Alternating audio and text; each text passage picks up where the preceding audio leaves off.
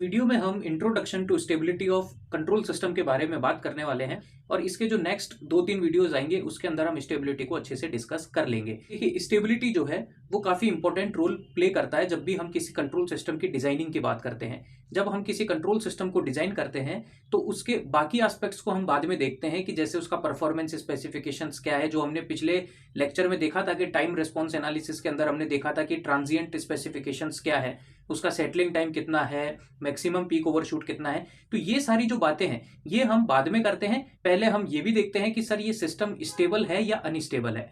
अब स्टेबल और अनस्टेबल क्या मीनिंग है कंट्रोल सिस्टम के अंदर, ये मैं आपको बताने वाला हूं। तो देखिए, स्टेबिलिटी एनालिसिस करने के लिए जो सबसे पहली कंडीशन है वो होनी चाहिए कि सर आपके सिस्टम को बाउंडेड इनपुट मिले और उसके रेस्पेक्ट में जो आउटपुट आए वो भी बाउंडेड क्राइटेरिया के फॉलो करना चाहिए। मतलब बाउंडेड इनपुट और बाउंडेड आउटपुट ही होना चाहिए, तभी आप स्टेबिलिटी की बात करते हैं। तो हमको इसके नाम से ही पता लग रहा है कि किसी भी सिस्टम को अगर हम बाउंडेड इनपुट दे रहे हैं, मतलब एक सेट ऑफ लिमिट्स में इनपुट दे रहे हैं, कंट्रोल्ड वे में इनपुट दे रहे हैं, उसका जो आउटपुट है वो भी कंट्रोल्ड वे में ही मिलना चाहिए या सेट ऑफ लिमिट्स या बाउंडेड ही होना चाहिए। हम कुछ रियल लाइफ एग्जांपल से इसको समझने की कोशिश करते हैं। जैसा कि हम कभी कोई कार ड्राइव करते हैं और उसके अंदर अगर हम ब्रेक लगा रहे हैं, मतलब हम उसको इनपुट तो दे रहे हैं ब्रेक लगाने का, लेकिन जो आउटपुट है वो है कि वो कितनी देर में रुक रहा है, कैसे रिएक्ट कर रहा है। तो वो एब्रप्टली नहीं रुक जाता कि आपने जैसे ही ब्रेक को हल्का सा प्रेस करा और रुक गया, ऐसा नहीं होता है। वो थोड़ा टाइम लेगा, रुकेगा, एक कंट्रोल्ड वे में ही स्लो होकर के रुक जाएगा। वैसे ही अगर आप फैन की स्पीड की बात करें, अगर आप फैन के रेगुलेटर स्विच को चेंज करते हैं तो वो एब्रप्टली चेंज नहीं होता है, वो अपना टाइम लेके कंट्रोल्ड वे में ही चेंज होता है। मुझे उम्मीद है कि आपको ये चीज़ें समझ में आ गई होगी। तो देखिए, अगर मैं स्टेबल सिस्टम की सिंपल डेफिनेशन आपको बताऊं तो आप ये समझ सकते हो कि टाइम के रिस्पेक्ट में जब हम टाइम को वेरी करते हैं और आपके सिस्टम का आउटपुट जो है अगर वो एक फाइनाइट वैल्यू की तरफ जा रहा है तो आप उसको स्टेबल सिस्टम बोल सकते हो। अगर वो इनफाइनाइट हो रहा है तो आप उसको अनस्टेबल बोल दोगे। देखिए, जब हमने इंपल्स इनपुट के बारे में बात करी थी तब मैंने आपको कहा था कि इंपल्स इनपुट मतलब सडन शॉक। तो जब हम किसी सिस्टम को सडन शॉक देते हैं और अगर उस सडन शॉक से वो सिस्टम रिकवर कर जाता है, वापस अपनी ओरिजिनल स्टेट को गेन कर लेता है, तो हम उस सिस्टम को स्टेबल सिस्टम कहते हैं। अगर वो नहीं कर पाता है तो हम उसको अनस्टेबल सिस्टम कह देते हैं। अब ऐसा ही एक रियल लाइफ एग्जांपल मैं आपके सामने रखता हूं जिससे आपको स्टेबिलिटी की पूरी बात समझ में आ जाएगी। तो देखिए, यहां पर मैंने एक कंटेनर लिया जिसके अंदर मैंने एक बॉल को पुट कर दिया। तो आप यहां पर देख सकते हैं कि जब हम इसको सडन शॉक दे रहे हैं तो ये घूम फिर के वापस अपनी ओरिजिनल स्टेट पर आ जाएगी। इसका मतलब है कि ये सिस्टम एक स्टेबल सिस्टम कह सकते हैं। जब हम इसी बॉल को एक इंक्लाइन सरफेस पर रख दें या फिर किसी हिल पर रख दें और वहां पर अगर हम इसको एक फोर्स लगाएं, एक्सटर्नल फोर्स लगाएं, तो क्या ये अपनी कंडीशन में वापस आएगी? तो सर ये कभी नहीं आएगी। ये एक बार वहां से लुढ़की और लुढ़की गई। यहाँ पर हम तीसरी कंडीशन भी लेकर के देखते हैं जिसके अंदर मैंने एक कर्व्ड बाउल सरफेस ले ली है। जब मैं इस बॉल को पुट करके एक एक्सटर्नल फोर्स लगाऊंगा तो ये हो सकता है कि ये बॉल बाहर भी चली जाए और हो सकता है कि अंदर ही रह जाए। अब ये डिपेंड करता है किस वैल्यू का फोर्स लगा रहे हैं। मतलब ये कुछ कंडीशंस पर डिपेंड कर रहा है कि ये बॉल जो है वो स्टेबल रहेगी या अनस्टेबल हो जाएगी। अगर बाहर चली गई तो वापस अपनी ओरिजिनल स्टेट में कभी नहीं आ पाएगी, मतलब वो अनस्टेबल हो जाएगी। अगर वो अंदर रह गई तो अपनी ओरिजिनल स्टेट में आ जाएगी, मतलब स्टेबल रहेगी।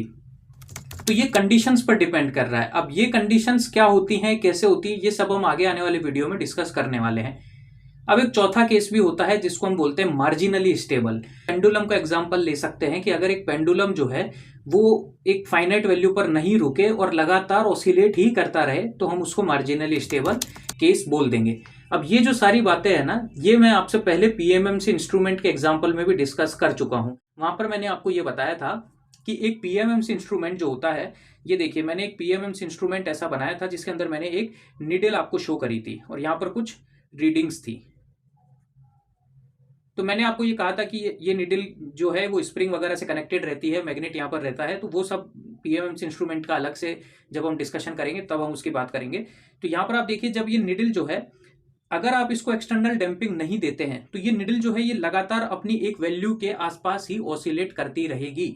मतलब ये मार्जिनल स्टेबल वाली कंडीशन आ गई है सर। और यहाँ का जो आउटपुट आया था ना, वो आउटपुट भी हमारा कुछ ऐसा आया था, ऐसा मतलब साइन टी की फॉर्म में आएगा ये। तो इसका मतलब है कि ये कभी भी अपनी डिजायर्ड फाइनल वैल्यू पर नहीं पहुंचेगा बल्कि उसके आसपास ही ऑसिलेट करता रहेगा। मतलब ये मार्जिनल स्टेबल वाली कंडीशन थी।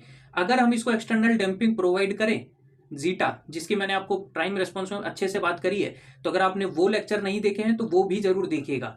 टाइम कंट्रोल सिस्टम का जो ये प्लेलिस्ट है ना, इससे बढ़िया प्लेलिस्ट यहाँ पर आपको अवेलेबल नहीं होने वाली है। तो आप अगर एक यहाँ से पहला वीडियो देख रहे हैं तो आपको मेक श्योर करना चाहिए कि आप चैनल की प्लेलिस्ट में जाएं, वहां पर कंट्रोल सिस्टम के सारे लेक्चर्स आपको मिल जाएंगे, तो वहां पर आप उसको देखें। तो हम यहाँ पर बात कर रहे थे कि अगर हम इसमें एक्सटर्नल डैम्पिंग प्रोवाइड करते हैं और इस निडल को एक जगह पर रोक देते हैं जो कि इसकी एक्यूरेट रीडिंग होती है, तो उस पोजीशन में हम इसको स्टेबल कह सकते हैं। तो ये अपनी स्टेबिलिटी को अचीव करेगा और उसका जो आउटपुट था वो सर कुछ ऐसा था, ये। तो ये देखिए आप कि ये फाइनली अपनी फाइनल वैल्यू की तरफ जाकर के और रुक जाएगा। तो ये एक स्टेबल सिस्टम हो गया। अब अगर ये ऐसा कुछ होता, मान लेते हैं ऐसा कुछ होता कि ये सर ऐसे होता, ऐसे, और ये इनफाइनाइट ही होता चला जाता। कोई भी सिस्टम ऐसा हो जो आपके पास ऐसे इन्फिनिटी की तरफ जा रहा हो, मतलब उसकी कोई चांस ही नहीं है सर कि वो अपनी डिजायर्ड वैल्यू पर आए, तो उसको हम अनस्टेबल सिस्टम बोल देंगे। तो मुझे उम्मीद है कि आपको बॉल वाले एग्जांपल से, पीएमएमसी के एग्जांपल से स्टेबिलिटी का क्राइटेरिया समझ में आ गया होगा कि स्टेबल और अनस्टेबल सिस्टम क्या होता है।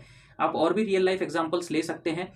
अगर हम फैन की भी बात कर लें तो आप फैन को जब रेगुलेटर में एक पॉइंट सेट करके और जब स्विच ऑन करते हैं तो वो फैन अपनी डिजायर्ड पोजीशन पर जाने की कोशिश करता है, तो वो एक स्टेबल सिस्टम है। लेकिन अगर मान लीजिए आपने 5 स्पीड उसको डिजायर्ड वैल्यू दी, लेकिन अगर वो 5 की बजाय वो 3 और 6 के बीच में ऑसिलेट करता रहे, तो क्या आपको वो पसंद आएगा? क्या ऐसा फैन आप खरीदेंगे कि सर आप जिस वैल्यू पर उसको रोकना चाह रहे हैं वहां नहीं रुक रहा, लेकिन वो इधर उधर ऑसिलेट कर रहा है, तो वो सर मार्जिनली स्टेबल की कंडीशन है। और अगर वो बिल्कुल ही पागल ही हो जाए, फैन बिल्कुल पागल होके और टूट ही जाए, गिरी जाए, तो वो एक अनस्टेबल सिस्टम है। तो ऐसी चीज को आप कभी लेंगे। वहीं पर आप और भी एग्जांपल ले सकते हैं कि आप बाइसिकल का टायर ले सकते हैं कि वो जब थोड़ा सा ऑसिलेट होने लगता है तो आपका बैलेंस कितना बिगड़ जाता है, तो इसीलिए आप चाहते हैं कि वो स्मूथली रन करे। मतलब हम हमेशा स्टेबल सिस्टम ही प्रीफर करते हैं। तो इसीलिए कंट्रोल सिस्टम डिजाइन के अंदर स्टेबल और अनस्टेबल और मार्जिनली स्टेबल के बारे में डिस्कशन करना बहुत जरूरी है। तो ये हम आगे आने वाले वीडियो में और भी डिटेल में करने वाले हैं। अभी मैंने आपको रियल लाइफ एग्जांपल से इसको समझा दिया। लेकिन कंट्रोल सिस्टम के अंदर क्या होता है कि हम डिस्कशन जो करते हैं वो सर ट्रांसफर फंक्शन की मदद से करते हैं। हम ऐसे नहीं करते कि सर बॉल कहाँ पर रखी है, कंटेनर में है कि नहीं है, टायर कहाँ है, ये कहाँ है, वो कहाँ है, ये सब बातें हम नहीं करते। हम करते हैं सर ट्रांसफर फंक्शन में पोल्स कहाँ है, जीरोस कहाँ है, ये सब डिस्कशन हमको करना है। तो उसी से रिलेटेड हम ये समझेंगे कि एक एस प्लेन के अंदर जो पोल्स और जीरोस की लोकेशन होती है, मेनली हम पोल्स की बात करते हैं, तो जो पोल्स की लोकेशन होती है वो आपकी स्टेबिलिटी को डिसाइड करती है कि वो सिस्टम स्टेबल है या नहीं है। अब जो एक एस प्लेन होता है इसके अंदर एक जियोमेगा एक्सिस होती है, एक रियल एक्सिस होती है, और कोई भी ट्रांसफर फंक्शन के अंदर पोल्स होते हैं, जीरोस हो सकते हैं, तो उनको हम इस एस प्लेन में लोकेट करते हैं। मतलब वो रूट्स होते हैं उस कैरेक्टरिस्टिक इक्वेशन के। तो उसको जब हम इसके अंदर लोकेट करते हैं और उनकी लोकेशन के हिसाब से यहाँ पर स्टेबिलिटी डिसाइड करी जाती है। तो देखिए मोटा मोटा मैं आपको बता देता हूं, बाकी इसका डिटेल्ड एनालिसिस जो है वो नेक्स्ट वीडियो में होने वाला है। अगर आपके poles right half of S plane में है, मतलब इधर की साइड है सर, ये sorry LHS left half of S plane, ये इधर की साइड है, तो आपका जो सिस्टम होगा वो स्टेबल कहलाएगा। अगर वो इधर की तरफ है, मतलब RHS में है, अगर जैसे मान लीजिए यहां पर कोई पोल है, इधर और कहीं पर भी पोल नहीं है, सिर्फ यहां पर एक पोल है, तो वो सर अनस्टेबल सिस्टम कहलाएगा। अब हो सकता है आपको अभी इन चीजों के बारे में रिलेट नहीं हो पा रहा हो, क्योंकि अभी ऐसा टॉपिक हमने शुरू ही करा है, लेकिन अब आगे आने वाली पूरी कंट्रोल सिस्टम में ऐसी ही बातें हम करने वाले हैं, और मेनली रूट लोकस के अंदर तो आप यही डिस्कशन करने वाले हैं। तो देखिए LHS में अगर पोल्स हैं तो आप कहेंगे स्टेबल सिस्टम, RHS में है तो अनस्टेबल सिस्टम, और अगर इस J-ओमेगा लाइन पर आपके पोल्स लाई कर रहे हैं तो आप उसको मार्जिनली स्टेबल बोल देंगे सर। इसको आप बोल देंगे मार्जिनली स्टेबल। समझ गए इस बात को? अब और भी इसके अंदर कुछ कंडीशंस होती हैं कि अगर इस पे मल्टीपल पोल्स आ जाए तो क्या होगा, तो ये सब चीजें हम आगे आने वाले वीडियो में डिस्कस करने वाले हैं। मोटा मोटा मैंने आपको बता दिया, LHS में होगा तो स्टेबल है, इधर होगा तो अनस्टेबल है, और इस पर होगा तो वो मार्जिनली स्टेबल है।